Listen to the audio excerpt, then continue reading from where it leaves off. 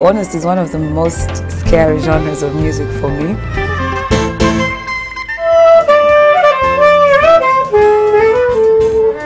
For me every day.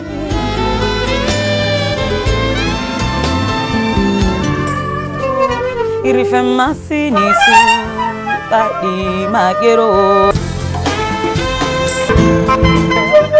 Jangweno, baby. To be honest, is one of the most scary genres of music for me.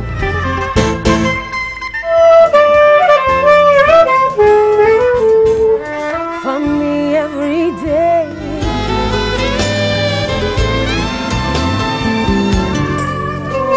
Irifemasi nisu tadi magero.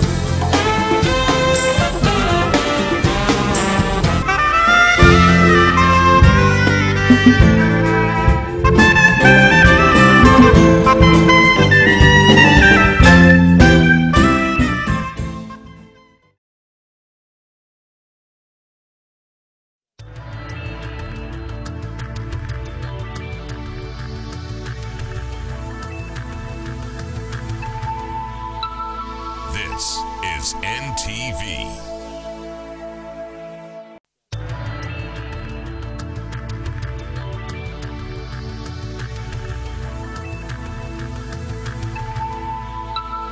This is NTV.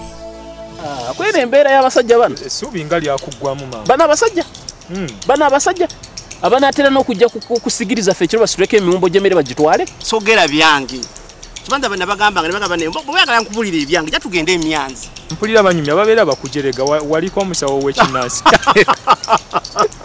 e South Africa baba bakujerega obituufu baba banjerega oyo mufere mubbi yennyini yeetaaga miggo omuntu wa bulijjo tomuzannyirangako abeeranga dormant volcano bwemba mukkiriza nina takuwa mugiyita ate takuwa gobeera mugoberezi tolowooza ndi muli mulimo gwonna oyogerera omusiraamu senga naakubuuza nti Katonda yagamba bw'ati yagamba atya oba oli pasita ng'okyawa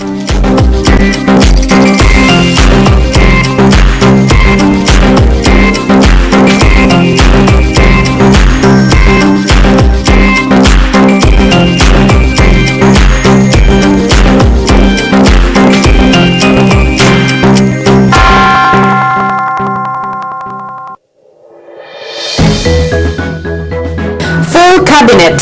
President Museveni fills up vacant ministerial positions and retains the old guard.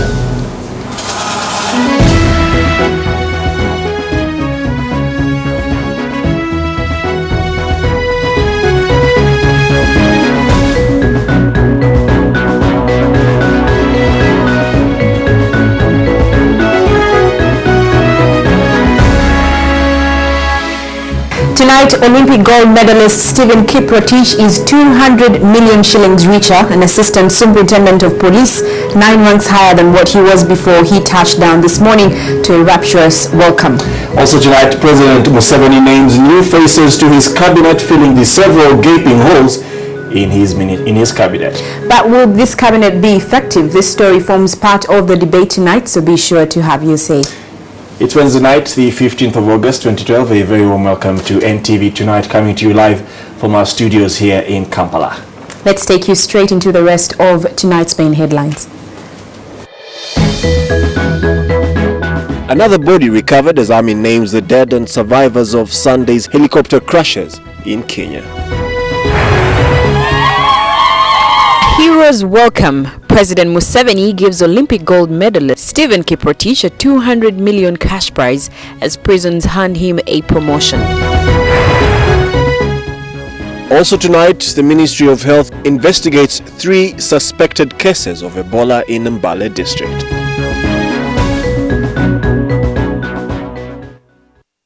Thank you for joining us on NTV Tonight. I'm Gabriel Apeno. And I am Rachel Arinitwe. Tonight, President Yoweri Museveni has filled up the long-awaited vacant ministerial posts in a cabinet reshuffle.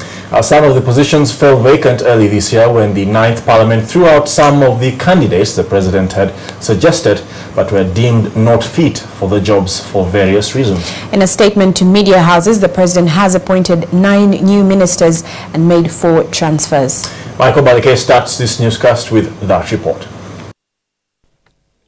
In an 11-page press statement released to the media today, President Yoweri Museveni named Kibale County MP and also NTV's 4th Estate panelist Frank Tumwebaze as the new minister in charge of the presidency. Former government chief whip John Nasasira is now minister in charge of general duties in the Prime Minister's office. Tarsis Kabojere bounces back as gender, labour and social affairs minister. Ephraim Kamuntu is the new Minister of Water and Environment, switching office with Maria Mutagamba, who is the new Minister for Tourism, Wildlife and Antiquities. Nuoya MP Richard Todwong is a minister without portfolio in charge of political mobilization, while woman MP Wujiri District Kasule Justin Lumumba is the new government chief whip, and Masindi Municipality MP Kiza Ernest is the new state minister for Bunyoro Affairs. President Museveni has appointed Arua Municipality MP Ajedra Gabriel as the new Minister of State for Investment, while Kataike Sarah Ndoboli has been appointed Minister of State for Health. Another new face in cabinet is Najemba Rosemary, who has been appointed Minister of State for Urban Development, and Sarah Pendio Cheng has been switched from lands to primary health care. Kayunga MP Nantaba Aida is the new Minister of State for Lands, while businessman Shem Bagaini is the new State Minister for East African Affairs. President Museveni has appointed Dr. Richard Nduhura ambassador to the UN. He has also appointed a new principal private secretary in the names of Amajo Mary. Apart from the transfers, other cabinet ministers have retained their offices. Michael Balike, NTV. Well, it is on this issue that we would like to hear from you on tonight's NTV poll. We are asking, what do you make of President Yoweri Museveni's cabinet reshuffle? What do you make of President Yoweri Museveni's cabinet reshuffle? To have your say, text your response to 8778. Remember to leave your name and where you are texting from. We'll be reading a few of your responses during tonight's newscast and at the very end of tonight's newscast.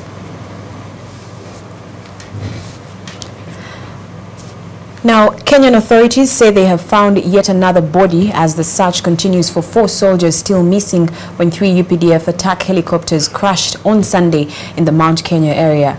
This now brings the death toll to 3.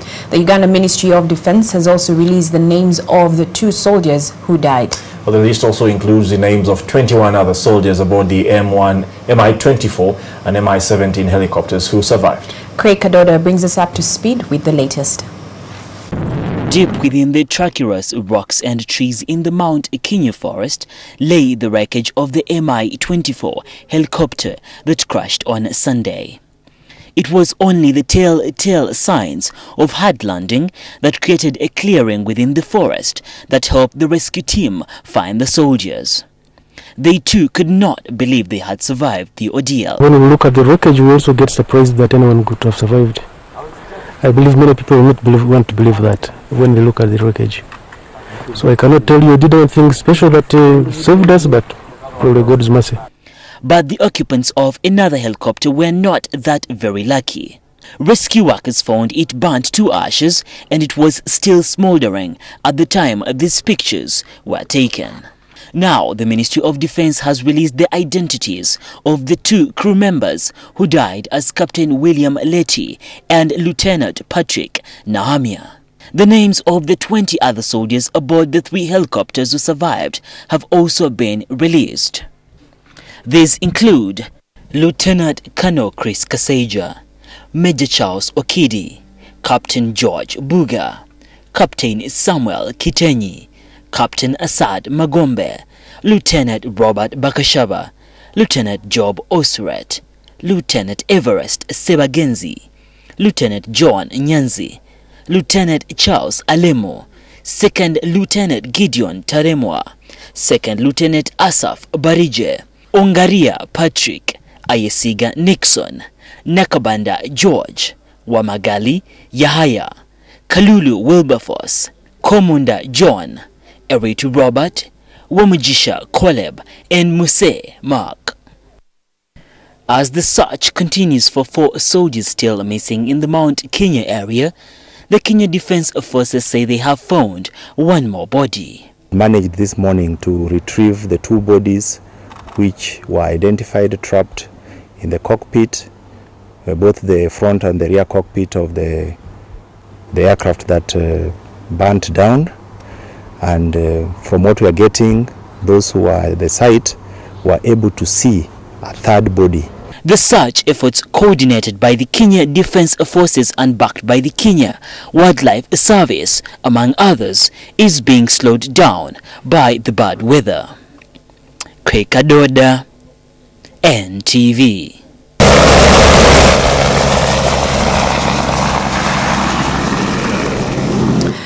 Meanwhile, the Parliamentary Committee on Defence is to start its investigation to establish what could have caused the crash of the UPDF helicopters in Kenya destined for Somalia.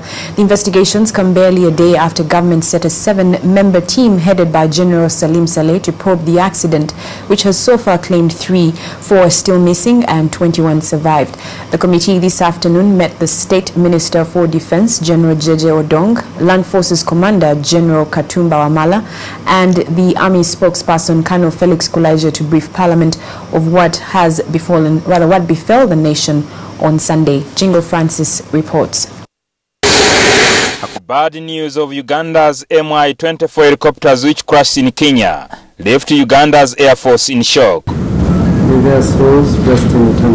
This afternoon, a moment of silence was observed in a meeting of the Army Generals and the Parliamentary Committee on Defence. Earlier, committee members resolved to ask Parliament to kick-start a parliamentary probe to establish what could have caused the crash of the UPDF helicopters in Kenya destined to Somalia. Committee on Defence and Internal Affairs start investigating the circumstances under which this thing came up. Right from the word go regarding the procurement. We should not just be there to wait to be tasked, but we can propose tasks, and Parliament can take it up and resolve that we indeed take certain measures, including and not limited to an independent probe. But an aviation expert, Captain Mike Mukula, explains what could have caused the accidents. A Mi-24, which is a low-flying aircraft for combat operations, has got a performance ceiling of 14,000 feet. So therefore, when these aircrafts took off and were climbing higher and higher in order to go over the obstacle, they should have flown at about 20,000 or 21,000 feet, meaning that they should have been 3,000 feet above the highest point of the obstruction, and that is 17,000 feet. But these 3 aircrafts were found crushed, 2 of them at 12,000 feet, the other one at 10,000 feet. What does it mean? The aircraft reached its performance ceiling of 12,000 and started coughing, or failing to compress air, or failing to gain energy, and it almost stalled or just crashed. It did not hit a mountain, it just crashed, failed to continue climbing. That's what it simply did. He says it could have been a human error on the part of the pilots and planners of the flying route over mountain Kenya, which must be investigated. Now, the best option for the aircraft at that time would have been to turn to the left as soon as they took off from Nanyuki, flew to the left of Nanyuki Air Force Base, up to Isholo, and seen Isholo on the right, and then turned right towards Wajir and Garissa. I know the area very well because I used to fly in Kenya, and I want to tell you, no pilots, even professional pilots, will fly over mountains without specialized mountain training. The Mi-24, which are the combat aircrafts, are relatively heavier and cannot lift very high. Mukula also wants Parliament and the probe committee set up by the President to look into the quality of the pilots. You realize that some people don't have the aptitude, that they are very intelligent, that they are very well educated. And that's where the difference is. Because I want you to understand that in the history of Uganda Air Force from 1962, it was established in 1964, no single Air Force pilot has joined civil, hardly any has joined civil or joined Uganda Airline or any of this, it's because there's something wrong. So it was not like the pilots woke up one morning and said we're flying in this direction. They were able to interact with their counterparts in Kenya. 3 have been confirmed dead, 21 survived, and 4 are still missing. And the government says these were not junk helicopters, but were in good condition, ready to carry on the mission in Somalia. Jingo Francis, NTV, Parliament. Well, the government of Uganda could seek compensation from the United Nations over 3 of the crashed helicopters. Now, meanwhile, the African Union mission to Somalia says it will continue its operations against the Al-Shabaab despite the loss and called for more support to its campaign. The AU stance is backed by one local political analyst who says the incident would not derail the mission. Sudhir Biahanga reports. It is the 4th day since 3 UPDF helicopters crashed in the Mount Kenya, but what really happened remains obscure.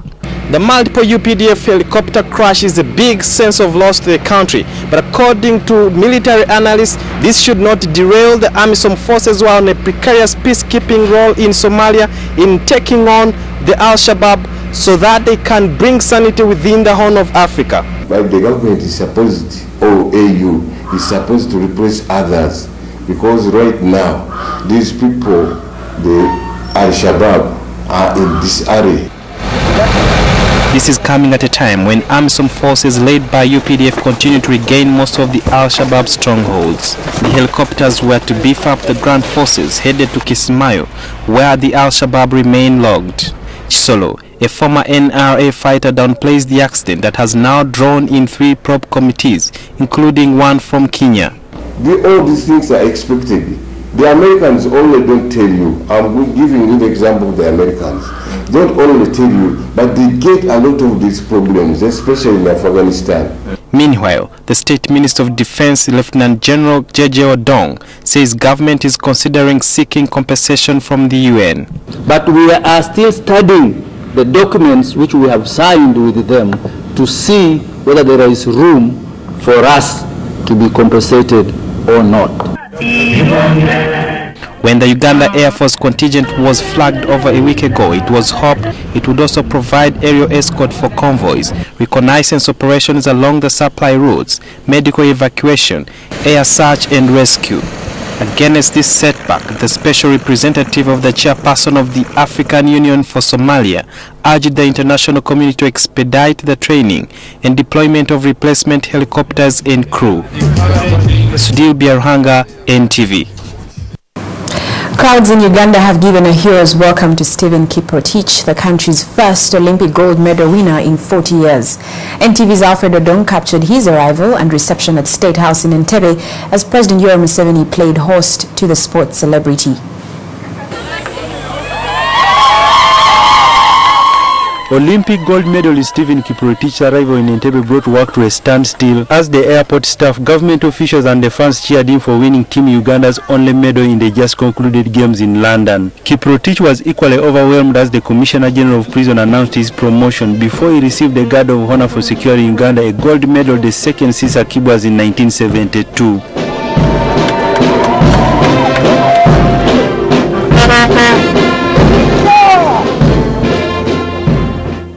Number 9448 warder Stephen Kiprotich to be accelerated in promotion to the rank of Assistant Superintendent of Prisons. That's where he belongs now. The world champion was then entertained to a breakfast by President Yoweri Museveni at State House in Entebbe, where he received a check of 200 million shillings. I don't want corruption, and I want my State House controller to bring a check of 200 million shillings.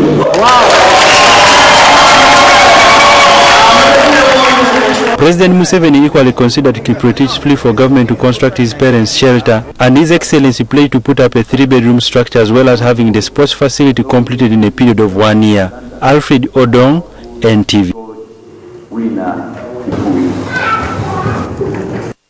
Still on Kiprotich home arrival, business along Ntv Road paralyzed for hours as he waved to the crowds holding the Ugandan flag and showing off his legendary gold medal to the jubilating crowds as he headed to the Serena Hotel here in Kampala. Kiprotich will be spending a night here at the Serena Hotel together with his family. We captured some exciting moments as the Ugandan Olympic hero made his way from Entebbe to Kampala.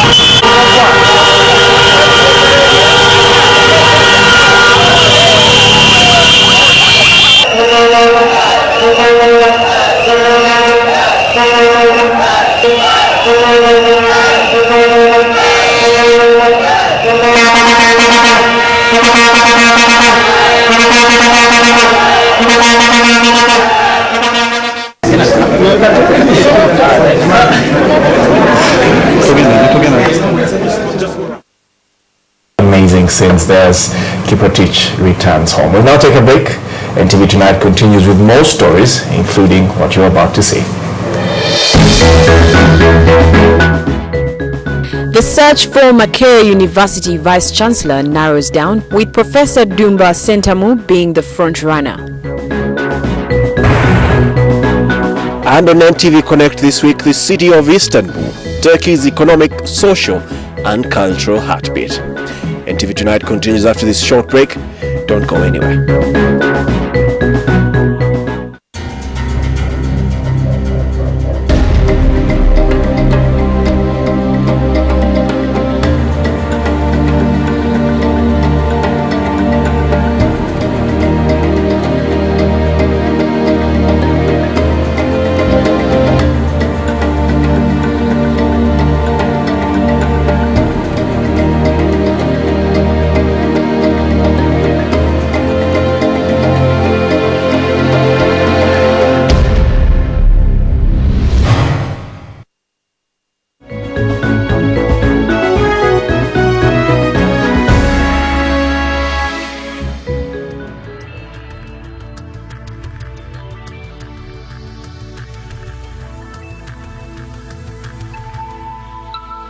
This is NTV.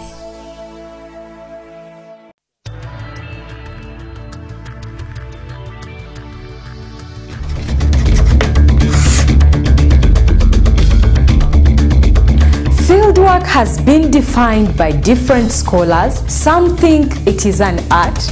These are the blood types that are in human beings. We have A. When a chemical reaction takes place, it involves two things. We are given a straight line that has been denoted by 2x minus y is equal to 6.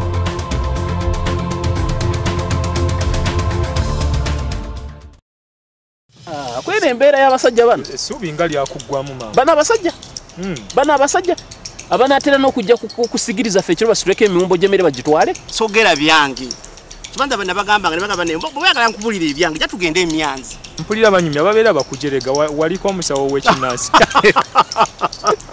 e South Africa baba bakujerega ebituufu baba banjerega oyo mufere mubbi yennyini yeetaaga miggo omuntu wa bulijjo tomuzannyirangako abeeranga dormant volcano bwemba mukkiriza nina takuwa mugiyita ate takuwa gobeera mugoberezi tolowooza nti muli mulimo gwonna oyogerera omusiraamu senga naakubuuza nti katonda yagamba atya oba oli pasita ng'okyawa olimba obba oyenda olina abakazi basatu please heaven is waiting for you One day you'll pay, and soon your time is out. Otisa mon. Sitisa. Nkubulira, Yesu talimba. Ma ebintu mbimala mulundi gumu. Kati what?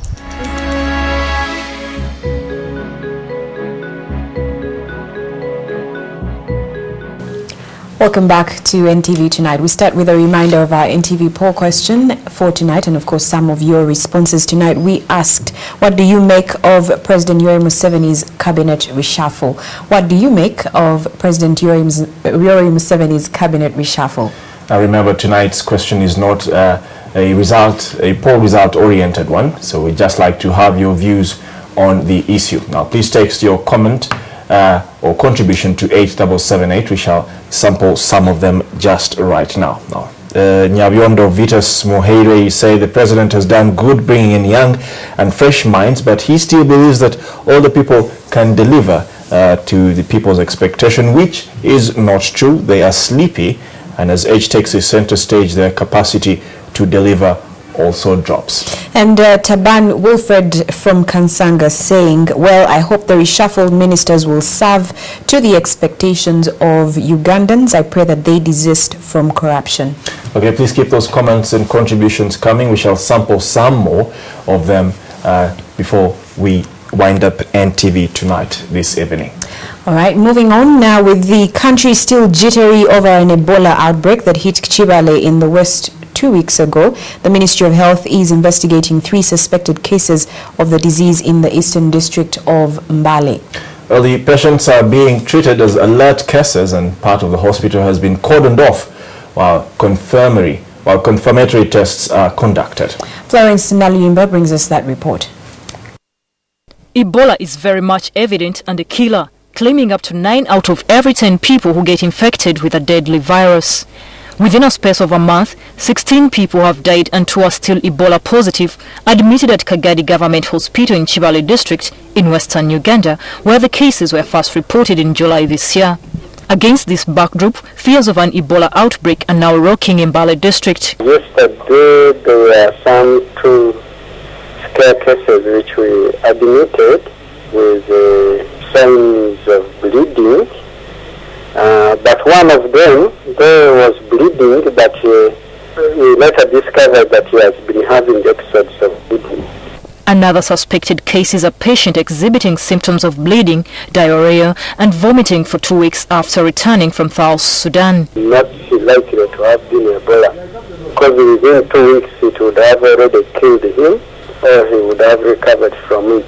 Sections of the hospital have been closed off, but such cases are what the Ministry of Health calls alert cases that they have equipped all the main hospitals to handle. We have even admitted a case in Mrago. We have got so many alert cases. We take off blood samples and we have found they are all negative. So as far as I can say is that the Ebola situation is under control. An ecological team is in Kibale looking at the suspected causes like bats and primates because the origin of the virus is not yet known. If you see an animal which has died, don't just eat. We say always wash your hands, just infection prevention. But according to the Centers for Disease Control and Prevention (CDC) and the US's National Institute of Health, as well as other experts, vaccination is the best preventive and containment measure. There is a percentage of people who survive after they are attacked by Ebola and they develop antibodies. And I think that is a good immunological window for researchers to find out the mechanism of immune development towards Ebola. But so far, no vaccine has been discovered as yet due to the dangerous nature of a virus feared to be a potential weapon of bioterrorism. Florence Nalimba, NTV. Now, Makerere University's Supreme Governing Body has dropped another candidate in the race for Vice-Chancellorship and recommended 2 candidates for the position to the Chancellor, Professor Mondo Kagonyera. Kagonyera has now been tasked to choose between Professor John Dumba Sentamu and Associate Professor Barnabas Nawangwe, while Professor Bariamureba's appeal, in which he challenged his cancellation from the race, has been quashed. Some in the council believe that Professor Dumba could be the clear frontrunner. The council had 3 candidates in the names of Professor Nawangwe, Professor Dumba, and again Professor Chindra. And the council voted, and out of the vote, Professor Dumba emerged the winner with 14 votes. out of a total number of 18 votes. From today's council meeting, the university secretary will prepare a report to the chancellor, in which he will communicate that the council decided that Professor Dumba is the next vice chancellor of Makerere University. As the chairman of the convocation, my duty is to congratulate Professor Dumba and encourage him to work, move forward, continue with the good policies of the previous leadership of Professor Mariamrova, and move the university forward. Well, enshrined within the modern city of Istanbul, the capital of Turkey has a history of nearly 2,000 years old, and with it empires fell and rose as Islam battled Christianity. Samuel Setumba recently visited Istanbul, and the ancient cathedral turned mosque and now museum, the St. Sophia, now brings us Istanbul in tonight's NTV Connect feature.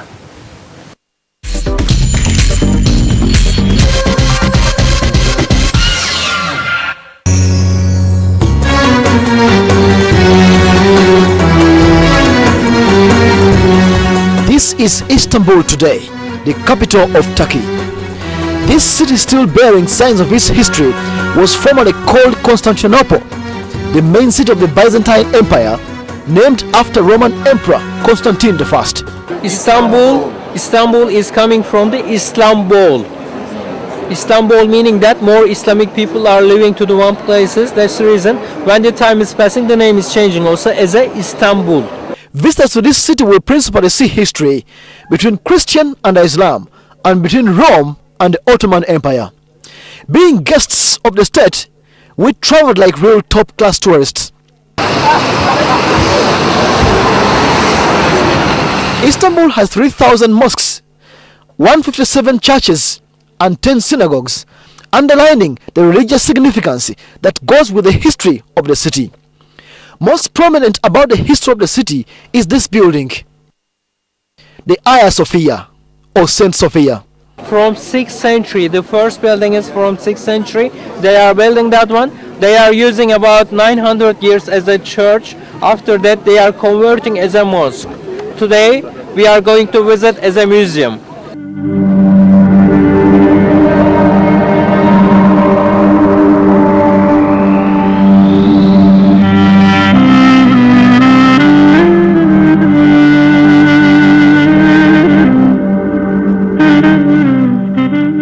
In the 7th century AD, Roman Emperor Justinian built this church, the St. Sophia, and much of the architectural and interior decoration remains intact despite the church turning into a mosque about the 15th century AD, when it was overrun by the Ottoman Empire led by Sultan Mehmed.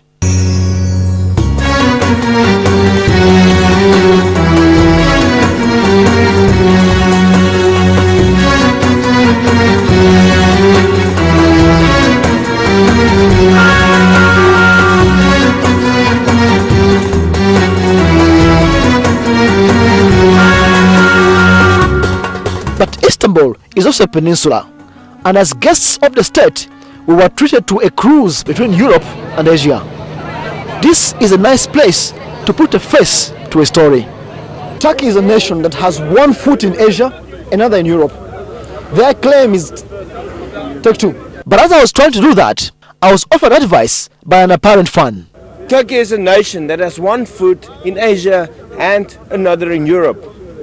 Their claim is this: plausible that Europe meets here, even when I can't read anymore. And then, Turkey is a nation that has one foot in Asia and another in Europe. Their claim is therefore plausible that Europe meets here.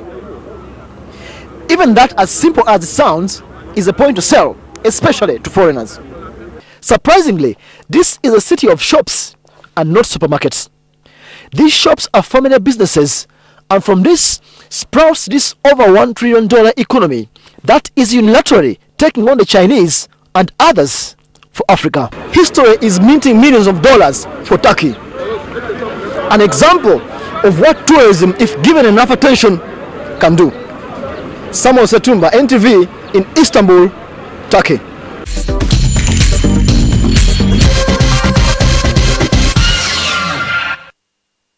Thank you, Samuel. Istanbul really is a beautiful place, if you ask me. All right. Yeah, well, Malcolm Musima is coming up with NTV Business. Please do stay tuned for that.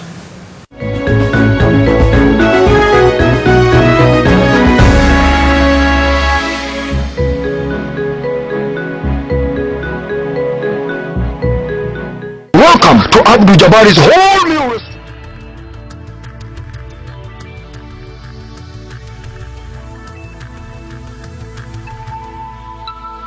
This is NTV.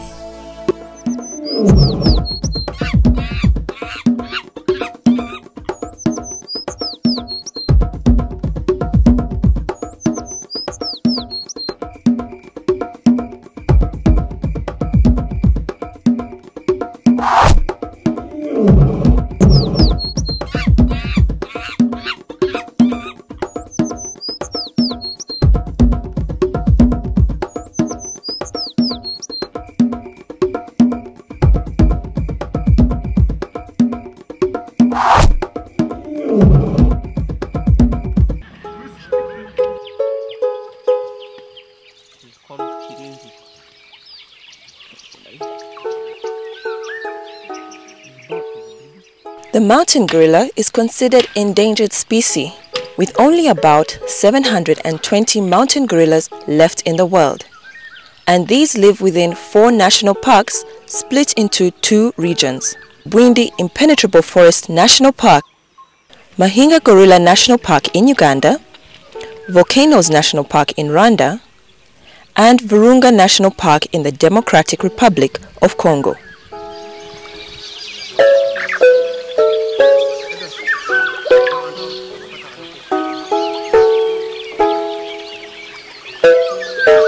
The gorilla is the largest of all living primates and has a robust build with long muscular arms, a massive chest, and broad hands and feet.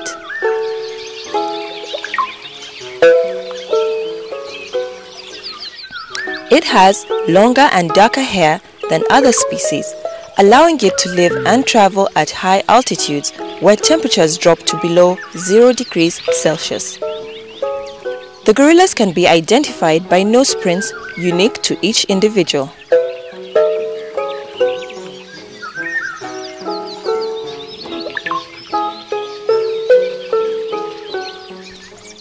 Male mountain gorillas stand up to an average height of 6 feet and weigh from 400 to 500 pounds, that is 227 kilograms, making them the largest of the great apes.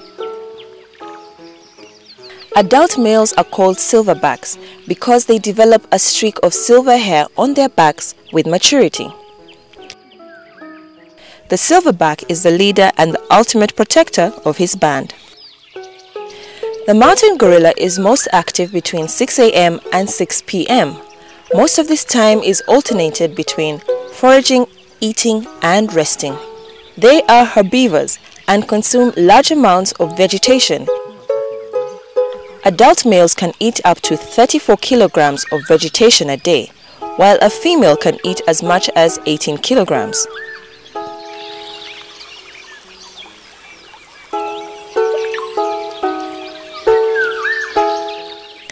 Females reach breeding age.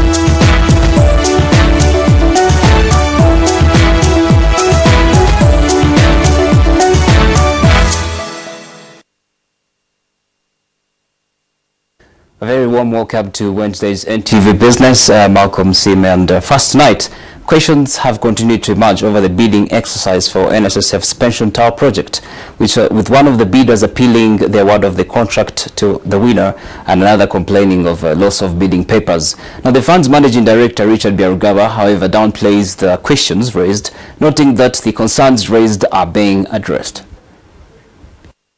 Following concerns over missing bidding documents of one of the contenders for the construction of pension towers, the fund's managing director, Richard Byarugaba, says the papers were just misplaced but later found. According to an internal memo by the fund's indicted head of procurement, Ailis Biliahwaho, the tender document submitted by China Civil Engineering Construction Corporation went missing before the best evaluated bidder could be announced. You know, documents get misplaced all the time in any business. It's only that happens that these were for the bid, but they are available, and they've been found, and the process is now going on to evaluate the concern that has been raised by another bidder. A total of 17 companies responded to the pre-qualification bidding process for the ambitious 25-floor pension tower, but only 3 companies, all from China, were selected. Speaking to NTV, Byarugaba, however, warned that more delays to projects might cost workers highly, given the fact that huge sums have already been committed. We've invested 42 billion shillings already in the project, and that money is not earning us any interest, so the workers lose that value for money. B, that when we invest eventually, the project will probably delay by another a month, 2 months, 3 months, depending on how long we take to resolve this. And therefore there is that value of money that has not been earned, because if the project had finished, we would then have got tenants and then would have made money for our members. So obviously there is an opportunity cost, both for the money that has invested and the money that hasn't been invested. The arising issues around the pension tower project are beginning to raise concern among pension sector observers, with many praying that the project does not take the same route as the earlier well-conceived projects like Nsimbe and Temangalo, which failed or delayed to take off over procurement-related issues. The creation of new districts is grossly eating into the government's development budget as more funds are committed towards government expenditure in the new administration blocks. As Samuel Setuma reports, budgetary allocations show that while expenditure on salaries and allowances in local government will grow this financial year, development funds for roads and health centers are scheduled to slow down. The growth of the number of districts is a growing concern for Uganda's development partners, as this year's budget shows that while expenditure on salaries and allowances in the local governments will increase, the development expenditure on such things like infrastructure is going to drop. 16% increase in wage allocation to cover salary enhancements, but a decline in the development budget by 0.8%. I just want to put to you the idea that perhaps this is a good moment to reflect on whether the multiplication of districts, rather than the building the capacity of existing ones, is the best way to improve service delivery. But this issue has political dimensions, and there are those that shall not buy any resource or economic argument against new district formation. We will have to get another formula of dealing with this excitement about creation of districts. But as of now, I really would like to say, given the limited resources, let's readjust and take services nearer to the people. Another issue is budget supplementaries, to which the partners are also objecting, as they call it government display of indiscipline. Supplementaries lead to a suppression in the release of funds, with some votes actually receiving less than what was approved in the budget, and also some districts receiving their releases late, as people have referred to, which makes it difficult to plan and then absorb funding. In the financial markets, the shilling has remained fairly stable against the dollar, supported by a good stream of inflows. We have more in the financial market report. Financial Report is brought to you by URA, developing Uganda together.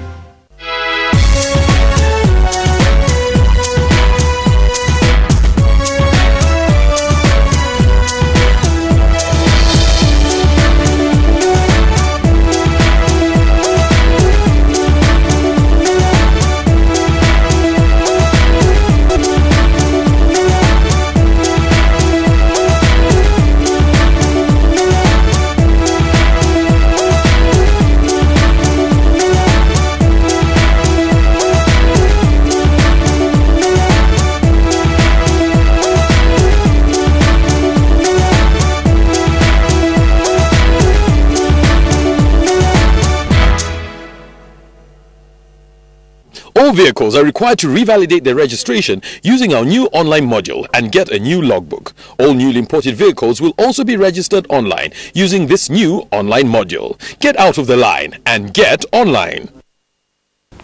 And finally, on NTV Business Night, a new report on agriculture reveals that Uganda ranks high as a good destination for investment in the agriculture sector. But even as Uganda scored above many other states on the continent, a swift reaction from the Economic Policy Research Center is that a fresh policy on agriculture is urgently required if the sector's low contribution to the country's GDP can be turned around. The Africa Capacity Indicators Report for 2012, which has been released in Kampala, places the assessment of Uganda at well and attractive level for both multilateral credit funding as well as investments. In content is aimed at ensuring accurate data are collected on various agricultural sectors without bias, as a stimuli towards causing accurate investments. In some instances, some countries actually did assess themselves harsher than scores that they'd received when assessed by, let's say, the World Bank or ADB. And in other instances, countries assess themselves more leniently than had been done externally. So I think the situation varies from country to country. However, with Uganda posting a mean average of 3.5, meeting standards of both large continental lenders as well as foreign donors, independent experts from the Economic Policy Research Center are emphasizing that unless a shift in the country's agricultural policy is caused, little will be achieved. Then we also go to the stakeholders like government, the policymakers. What we are asking, whether they have the capacity. We are looking at capacity in terms of finances, capacity in terms of resources, and capacity in terms of institutional setup. Whether they really have the capacity to implement the policies that they put in place. And you are aware that in the case of Uganda, we are taught to have very good policies, but when it comes to implementation, we are not really doing a good thing. In spite of a raft of interventions such as the Plan for Modernization of Agriculture PMA, the National Agricultural Advisory Services NADS, the sector's growth has failed to expand beyond its current 14% contribution to the gross domestic product GDP. Reina Ojan, NTV Business. That's all we had for you from the business desks. Thank you for watching NTV. My name is Malcolm, and we're just going to take a short break. When we come back, Joel Kamadi will be bringing you all the sports.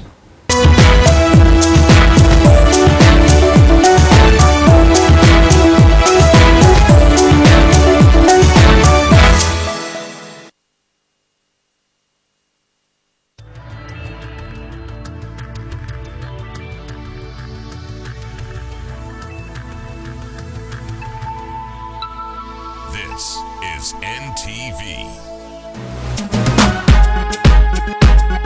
No one feels the motherland like we do.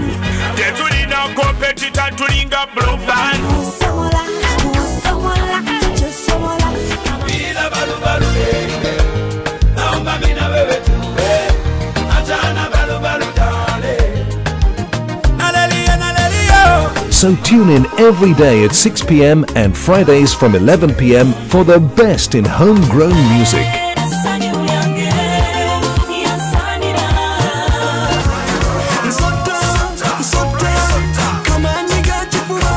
Only on NTV, the station that celebrates local music talent.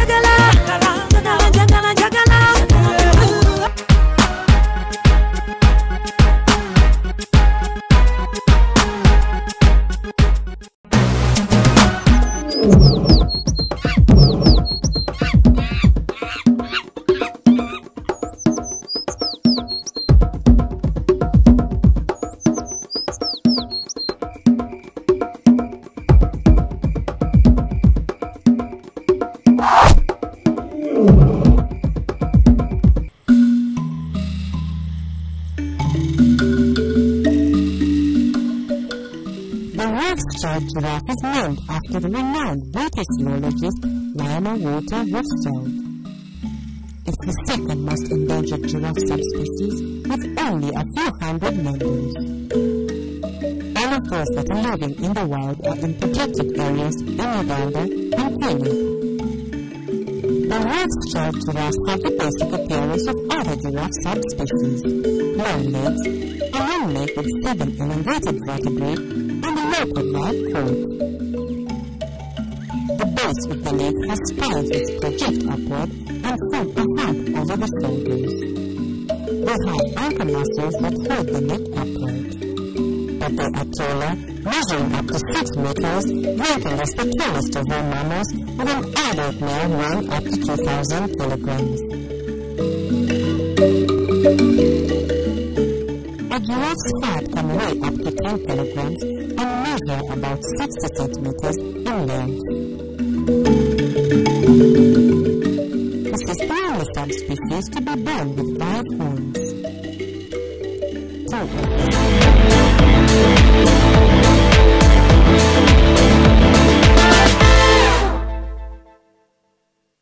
Good evening and welcome to NTV Sport. I am Joel Kamadi. With the Uganda Cranes friendly game against Malawi having been cancelled due to an Ebola scare in the country, Cranes coach Bobby Williamson says it is hard to carry out training sessions with majority of the star players taken up for duty in their respective foreign clubs and having no friendly match in place as they prepare to face Zambia next month for the qualifiers of the 2013 African Nations Cup to be held in South Africa. Despite calling off the Uganda-Malawi friendly match due to the now contained Ebola outbreak, Team Uganda has continued with its training at Nambole Stadium ahead of the 2013 Africa Cup of Nations qualifiers. Coach Bobby Williamson, who has only 15 players in the camp, says the federation needs to arrange a friendly match to strengthen the Cranes' chances of a better performance in the 2013 Africa Cup of Nations qualifiers. Countries have made the arrangements. Who knows, maybe we still can play on Saturday, but I'll keep training with these guys until I get told otherwise. We're planning to train tomorrow and Friday. It's not easy training when there's no game at the end of the week, but the guys have, as usual, they've shown a great attitude and a good work rate. It's been a long time since any of them played a game. Zambia is the current holder of the African Cup of Nations after defeating Ivory Coast. However, Bobby has expressed concerns about the absences of most of his players who play international football. Playing these type of games, if we don't get the players we want, as I said, a lot of players can't play in friendly matches because the clubs don't allow them to. If there are official FIFA dates, then that's fine, we can get them. But unfortunately for us, for some reason, there wasn't an official FIFA date, so we've no right to these players, and that's disappointing because the majority of them will be used against Zambia. The winners between the defending champions Zambia and Uganda will automatically earn a slot to the finals in South Africa next year.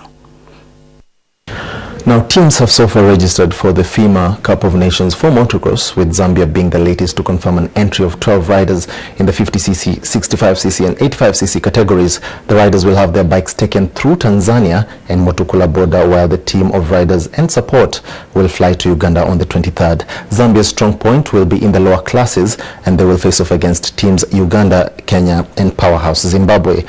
The Zimbabwean team has also shown commitment to the race by fronting a large number of competitors. They have registered 17 entries, including a lady who will also be arriving on the 23rd to take the challenge, and they are expected to put up a good fight in the junior classes, which will give stiff competition to the Ugandan counterparts. They will be riding their bikes to Uganda. Team Kenya will be one of the teams to look out for during the competition, having fronted the largest international team with a maximum of 22 riders expected to take on the various classes. MX2 and MX125 will be Kenya's strong point, which will give the likes of Arthur Blake and Maxim Van P a run for their money. We shall be giving you this story in our bulletin tomorrow. To international sport, devastated but grateful to be alive, soccer player Fabrice Muamba announced his retirement today, 5 months after suffering a cardiac arrest on the playing field. That story and more in our international sports wrap. The 24-year-old, who played for English Premier League club Bolton Wanderers, collapsed during an FA Cup match at Tottenham Hotspurs in March. Medics battled to resuscitate the midfielder in front of the White Hart Lane crowd, and it was later revealed the Zaire-born player's heart had stopped beating for 78 minutes. Muamba spent 1 month in a London hospital and had hoped to make a playing return, telling CNN this month that he had been back on the pitch in an informal kick-around, but medical experts have advised him against attempting a comeback. Elsewhere, newly appointed Russia coach Fabio Capello will begin his mission to lead the national side into the 2014 World Cup finals, with a home friendly against the Ivory Coast tonight. I think that you always have to give people chances, give them opportunities to come back and be the best again. Louis van Gaal, the new Netherlands boss, is not afraid to give the national team a new look after this summer's European Championship disappointment, and has already made plenty of changes as his side travel to Belgium for a friendly. And Roy Hodgson says he will use England's friendly against Italy to look for younger players he hopes can help England qualify for the next World Cup. The England manager has opted to omit several senior players from his squad for the match in Bern tonight. Now, just before I conclude, for breaking news for Manchester United lovers. Manchester United have confirmed that Arsenal captain Robin van Persie will join the club subject to a medical. The Dutchman will arrive in Manchester on Thursday with the hope of sealing his £20 million switch before the season starts on Saturday. Arsenal had been holding out for closer to £25 million for the Premier League's top scorer, but have caved under pressure from the player, who released a statement last month expressing his desire to leave the club. And that winds up NTV Sport for tonight. Thanks for watching.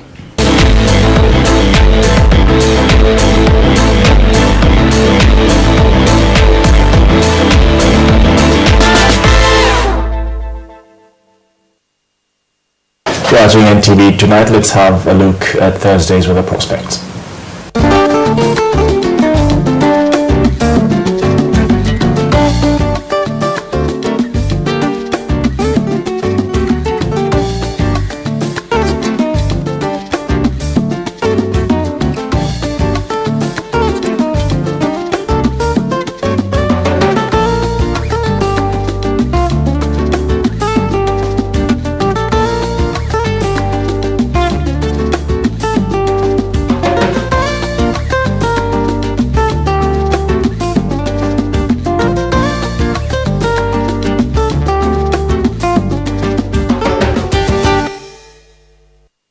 Let's now take you back to tonight's NTV poll, and we asked you, what do you make of President Yoweri Museveni's new cabinet reshuffle?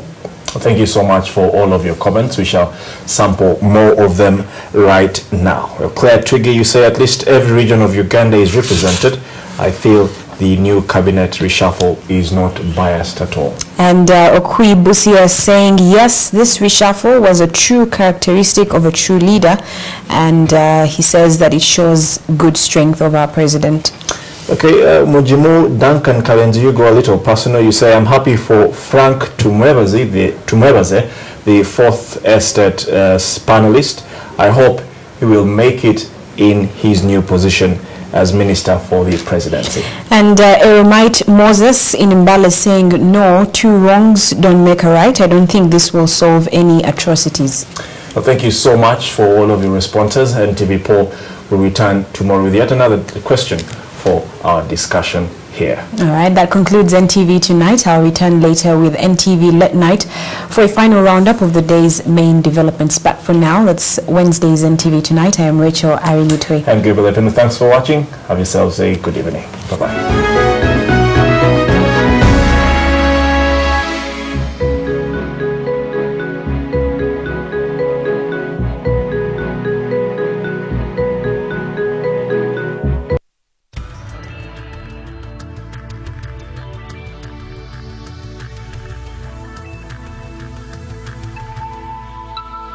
This is NTV.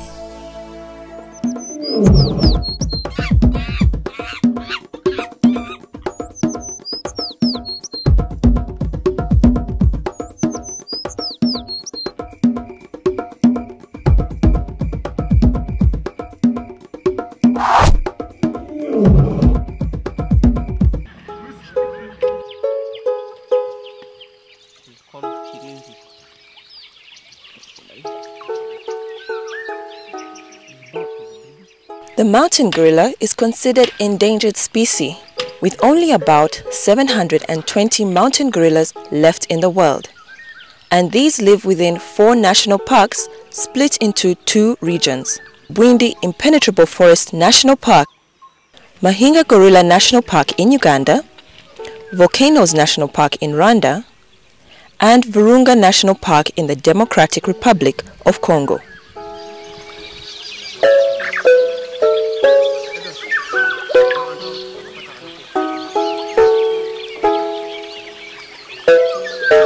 The gorilla is the largest of all living primates and has a robust build with long muscular arms, a massive chest, and broad hands and feet.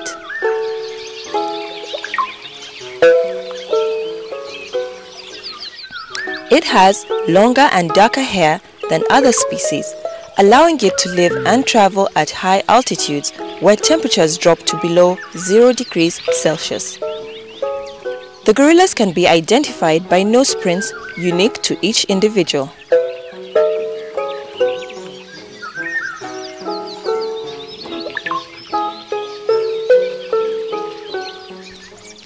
Male mountain gorillas stand up to an average height of 6 feet and weigh from 400 to 500 pounds, that is 227 kilograms, making them the largest of the great apes. Adult males are called silverbacks because they develop a streak of silver hair on their backs with maturity. The silverback is the leader and the ultimate protector of his band.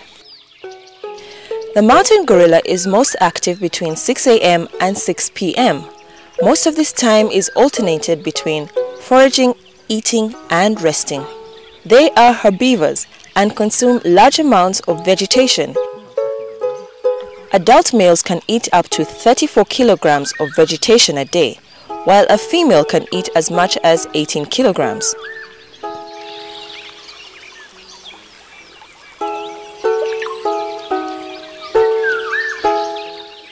Females reach breeding age at about 10 years old.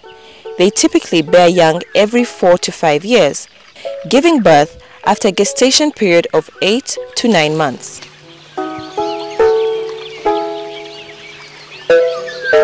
The mountain gorilla is generally shy but highly social and lives in relatively stable, cohesive groups of up to 35 individuals. These groups are made up of one silverback, 1 or 2 blackbacks, a few mature female juveniles, and infants.